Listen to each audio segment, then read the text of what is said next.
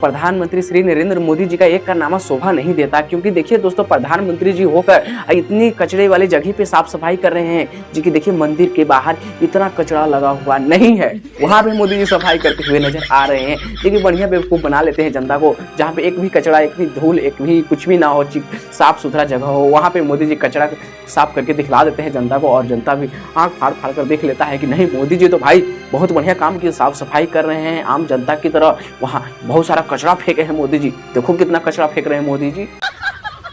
और हमारे भारत के रक्षा मंत्री भी कुछ कम नहीं है, क्योंकि उनका भी एक वीडियो वायरल हो रहा है जो कि देखिए कि झाड़ू भी मार रहे हैं, पोछा भी मार रहे हैं, एक साथ लगले हो जा रहे हैं। दोस्तों, क्या ऊंच विचार है हमारे नरेंद्र मोदी जी का, नरेंद्र मोदी जी की सरकार में रहने वाली पार्टियों की और उनमें नेताओं के ऊंच विचार है। धन्य हो गए मोदी जी आप जैसे प्रधानमंत्री को पाकर, जो कि बहुत बढ़िया बेवकूफ बना लेते हैं जनता को। शर्म करो, भगवान से डरो। मित्रों, मैं बचपन में रेल के डिब्बे में चाय बेचता था। ऐसे तो नहीं होता है।